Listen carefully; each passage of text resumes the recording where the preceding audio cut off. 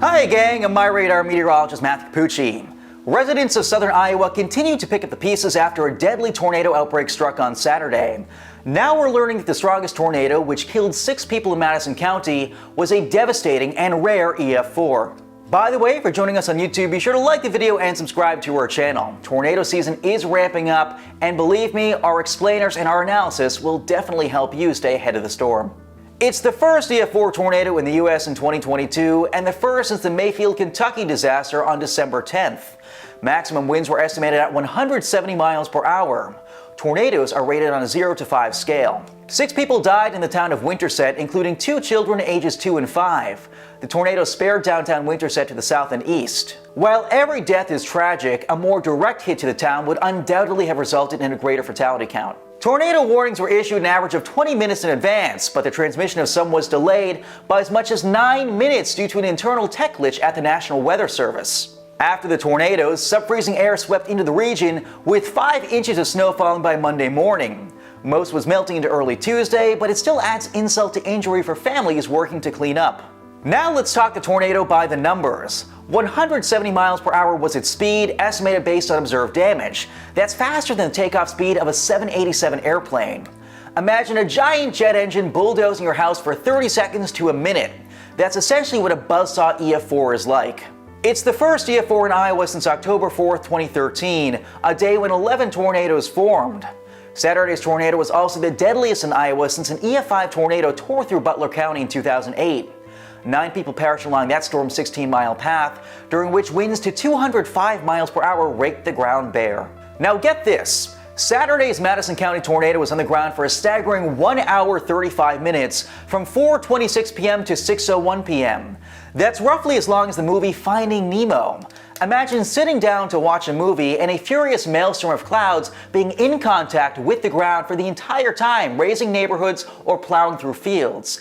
It's an incredible long duration and long track tornado, and one we'll likely study for a long time to come. Unsurprisingly, it resulted in a very long damage path of about 69.5 miles. That's roughly the south to north dimensions of the state of Connecticut. According to the National Weather Service, it's the longest path length of any tornado in the Hawkeye State since June 7, 1984, when an EF4 tornado carved a 117-mile path. There was also another rotating supercell on the southern end of Saturday's line of storms that produced significant tornadoes. An EF2 occurred near Derby before the storm dropped a deadly EF3 near Chariton. So how do we get such a big tornado outbreak on a day that the odds of significant tornadoes were pegged as low by the Storm Prediction Center?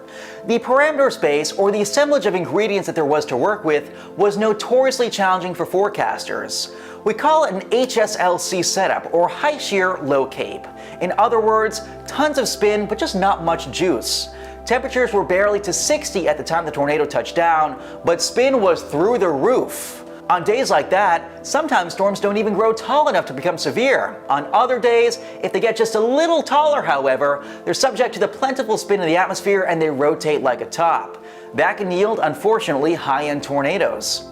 Think back to the night of March 2nd and 3rd, 2020, when 24 people died between Nashville and Cookeville in Middle Tennessee. An EF3 touched down and wasn't warned until after it destroyed the John C. Toon Airport in Nashville. Then an EF4 ravaged Cookeville with little warning. In this case, it's also possible the Red Rock River Valley helped funnel southeasterly inflow winds into the tornadic storm on Saturday, enhancing that rotation. Small-scale features play a big role in tornado genesis. Saturday's tornado will also go into the books as the farthest north violent tornado on record so early in the year. With warming temperatures, it's possible that climate change is playing a role in allowing these off-season events to become more frequent and intense, though research is still ongoing. Tornado season is ramping up, and it's never too early to review your safety plan with your family. Of course, the MyRadar app can help. Make sure you and your loved ones have it downloaded and enable wireless weather alerts. That's a biggie.